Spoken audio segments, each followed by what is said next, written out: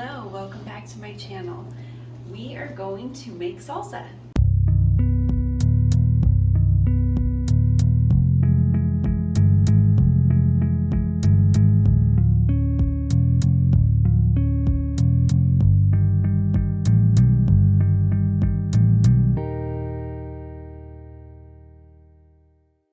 So I have got some tomatoes here. So we're going to make some salsa this evening. And I'm going to turn my pot of water here up to about medium high, and I'm going to put my tomatoes. So I've got about 8 tomatoes here. Some are small, 9 tomatoes. One is kind of small, so wanted to add a little bit more to that. Now these are serrano chilies. I buy them in bulk. I buy several pounds at a time when they're on sale, and I will freeze them. And they freeze really well. They're easy to use, and then I just take out a couple when I need them and put them back in my freezer, and it just saves a lot of time and energy. I always have chilies on hand now. So I'm going to use about 4 chilies. I'm going to put them in my pot of water here before it starts boiling. Now you can use jalapeno chilies if you like that flavor better.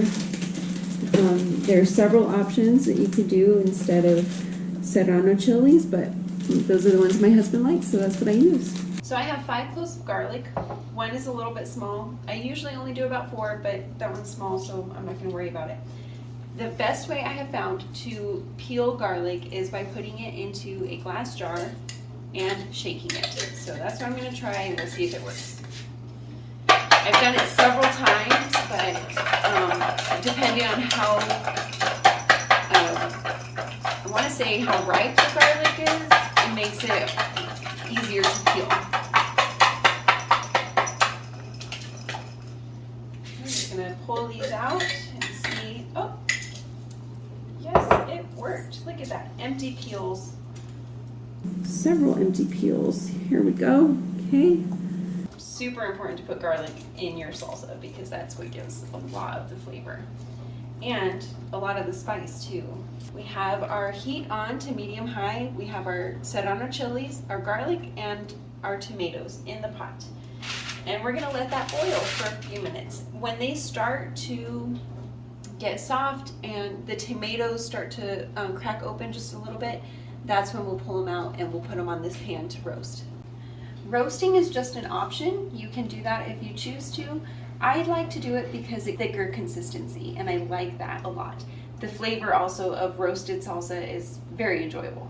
So I'm gonna turn my oven on to 425, and we're gonna let that preheat, and after all this boils, we'll get our tray set up to roast. So we are back, we're boiling, and my oven has just preheated. So just about the same amount of time that it took for my oven to preheat, the tomatoes and chilies have all boiled, and we're ready to put them on our pan. Now my pan here, I put parchment paper on to keep the skins from sticking to the pan. You can also use foil, or you can use nothing at all. It's totally your preference. So I'm going to take each of these out and just put them on the tray. And I'm not going to do anything to them. I'm just going to put them directly into the oven after I get everything on the tray.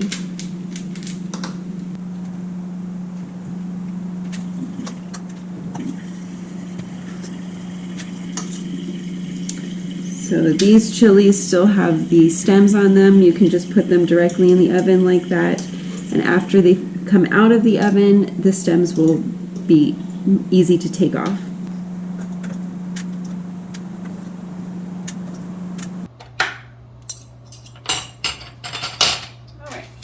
I've got everything on my tray here, and we're going to go into the oven.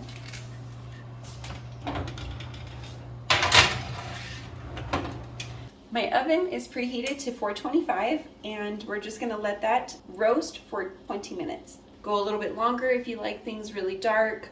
If you prefer just a few minutes less, you can do 10 or 15. It's really your preference. 5, 4, 3, 2, 1. All right, it has been 20 minutes. Pull these beauties out of the oven. See that? So some of the tomatoes have turned a little bit brown, some of the chilies and garlic have browned a little bit, but the skins will be very easy to peel right off. So I'm going to peel the skins off the tomatoes before I put them in the blender.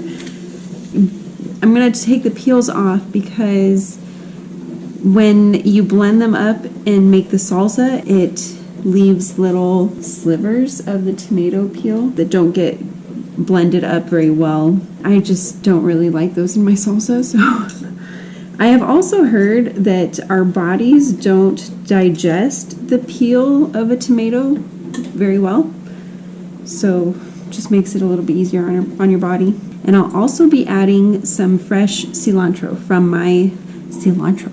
That's the English version. I'll be adding some cilantro to it too to give it some good flavor. But the fresh cilantro comes from my herb garden that sits on my counter. But if you can tell, the skins just come right off after they've been roasted. It just makes it super easy to peel them and almost leaves nothing behind in most cases. All right, I've got all my tomatoes peeled. I'm going to bring my blender container over here so I don't make a bigger mess than I've already made. And I'm gonna put my peeled tomatoes right into the blender.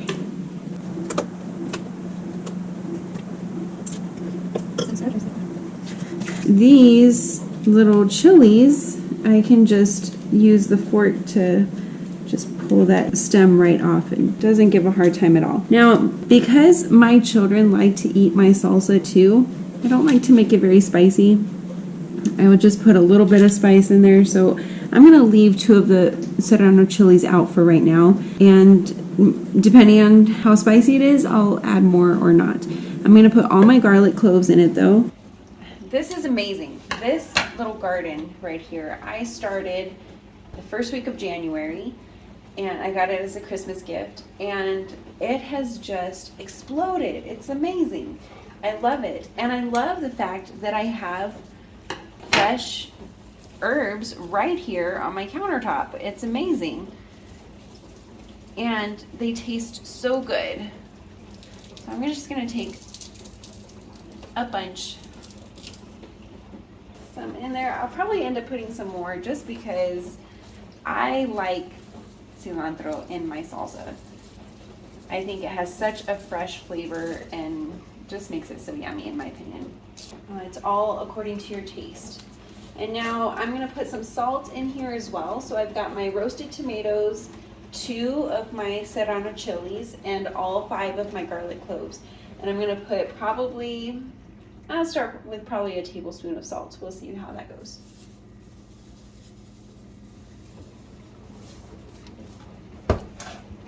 And we're gonna blend it up.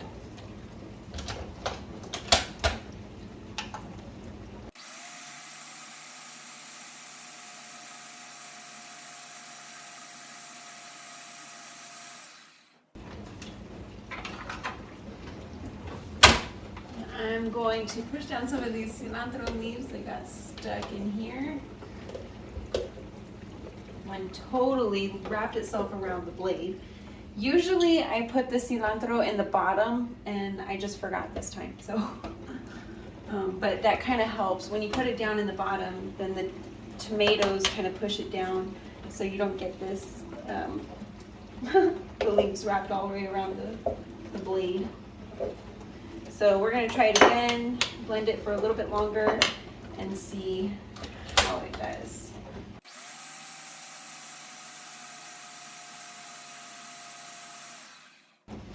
All right, now I have a bowl of chips here to try my salsa, but I'm gonna try it with a spoon first just to make sure I have enough salt in there. Sometimes if the chips are overly salted, they'll make your salsa more salty than what you really want.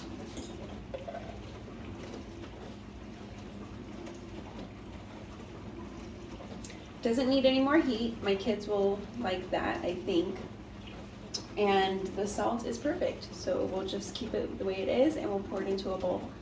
Now I got my bowl. I'm going to pour my salsa into my bowl, and then we will try it with some chips.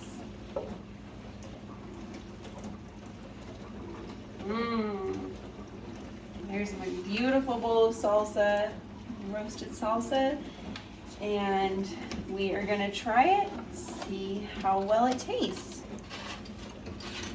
Here we go.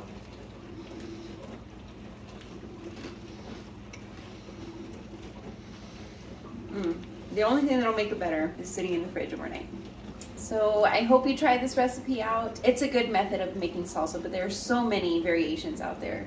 Just have fun. Thanks for watching. My tomato just fell apart completely. Oh well, you're gonna get blended up anyway. Yes, I am talking to tomatoes.